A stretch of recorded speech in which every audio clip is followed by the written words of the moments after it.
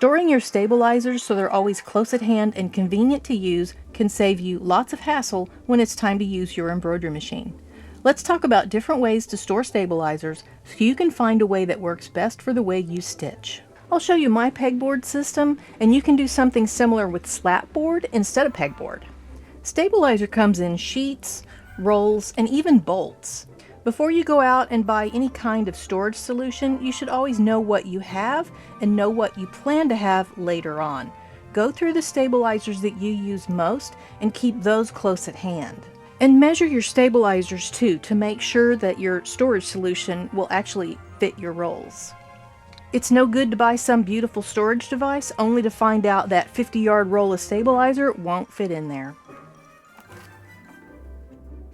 Once you open your package of stabilizer, you don't want to lose the label. So cut off the label from the plastic wrapping and put it inside the roll of stabilizer. That way you'll always know what it was. Even when it's run out, you'll know what it was so you can easily reorder it. And if you ever find a roll and you're not sure what it is, you can always check.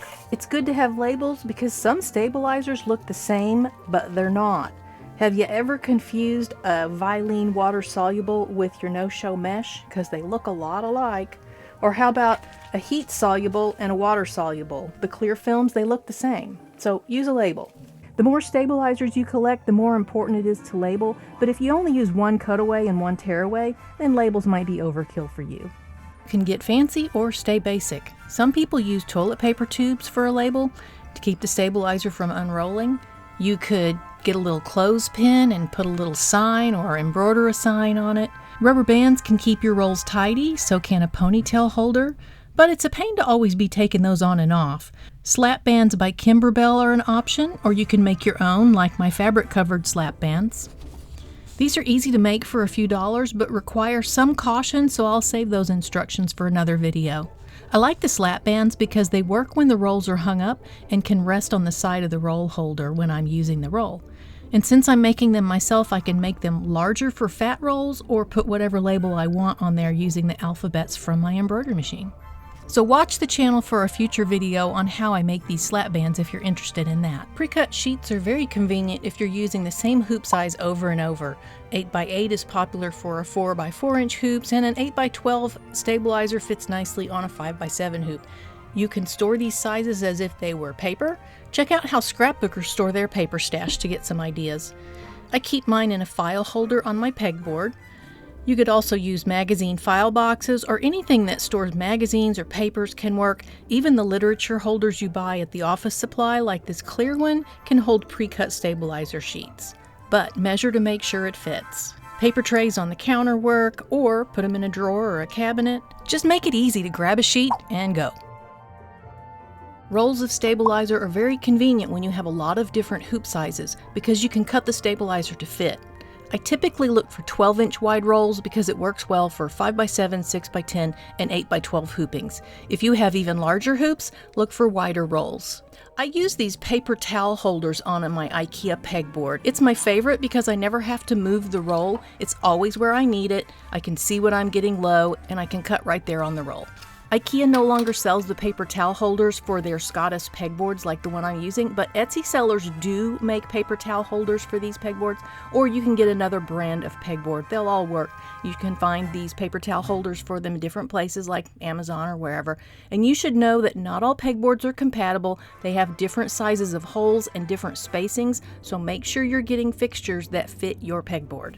You can buy or make these clear plastic sleeve organizers or just fabric ones. They can usually hang on the back of a door, which is often unused space.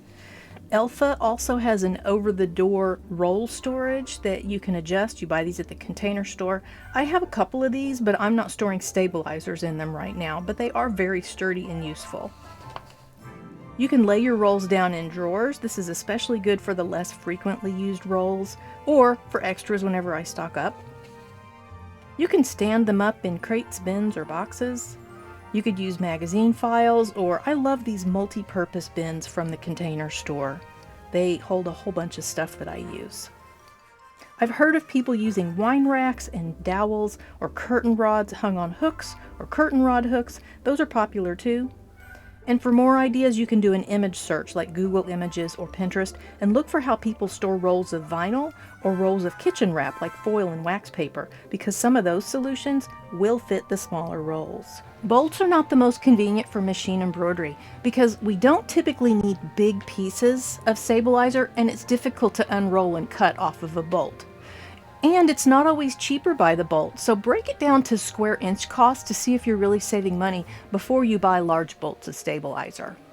If bolts work best for you, store it like other fabric bolts, on bookshelves, upright in crates, things like that.